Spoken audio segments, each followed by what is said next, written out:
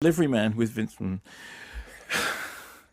is It's only because I know you don't want to talk about it. no, it's fine. So it's directed by Ken Scott, and it's a remake of a Ken Scott movie which was made a couple of years ago in 2011, which is a French-Canadian movie. Story of the French-Canadian movie was there's this guy who finds out at the point that his girlfriend announces that she's pregnant that he is in fact the biological father of several hundred children, because he's been going to a sperm donation place when he was younger, and he was making money from doing this. And in fact, it turns out that he's been used loads and loads of times. So first the question is, are you ready to be a father? Because actually, it turns out he's the father of 500 children, and then a number of them, the number is 142, decide to bring a lawsuit to out him, to reveal who he is, because there's 142 children want to discover who their father is. So the central character is suddenly faced with the responsibilities of fatherhood on an almighty scale, which Lordy, wouldn't you know it? Can be quite funny. He's just I quite like that. and in the French Canadian original, it was kind of okay. It was kind of all right. It's not great, but it was kind of Come right. see, come ça. Come see, come. And that's Petit why peu? that's why you get now you've blown it. I was going to say that's why you get paid the big bucks, but now you've just overstepped the mark. Now we have this remake in which it's the same story, pretty much the same story, but in the central role, the lovable, the affable, the jolly, the cuddly Vince Vaughn. Here's clip. My jeans were on a professional basketball court tonight. I mean, in a way, you could say that was an extension of myself that hit that game-winning shot.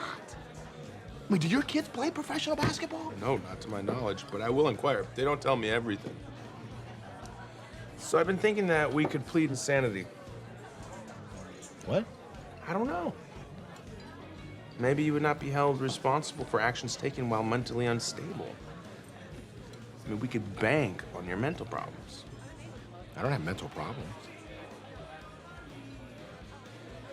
I don't have mental problems. When we're in court, I want you to say it exactly that way.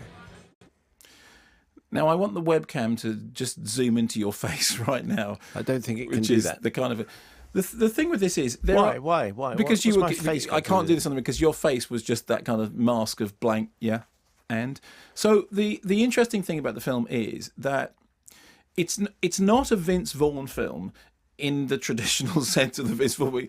Every time, I mean, now after things like The Internship, every time I see Vince Vaughn's name coming up or something, your heart sinks and you sort of very slightly lose the will to go to the cinema.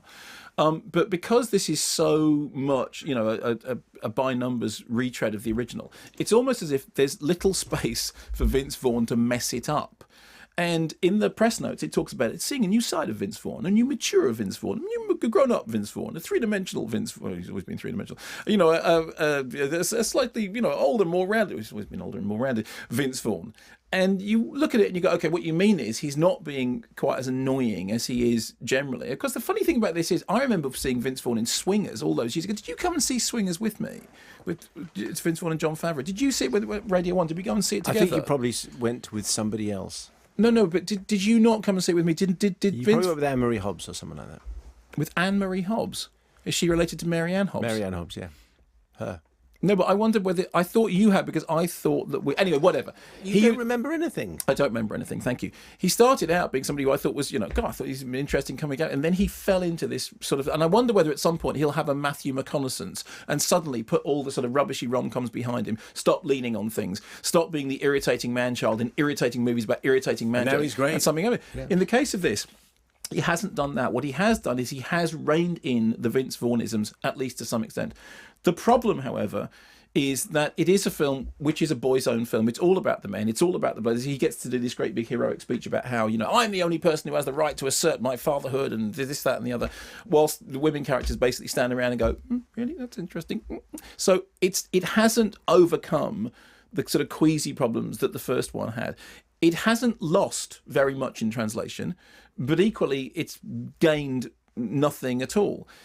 It's one of those things when you go, okay, as Vince Vaughn movies go, it's at the preferable end of the scale because he's at least being moderately, tolerably annoying as opposed to just that kind of self-satisfied, smug, grotesquely annoying thing that he started doing in the last 2 or 3 years. It meant every time you see Vince Vaughn's name, I mean, even in Anchorman, Vince Vaughn turns up and you go, really? But so it's a movie that didn't need remaking, but it's been remade, and it's been remade with Vince Vaughn. And considering that it didn't need remaking and it's got Vince Vaughn in it, it's not that bad.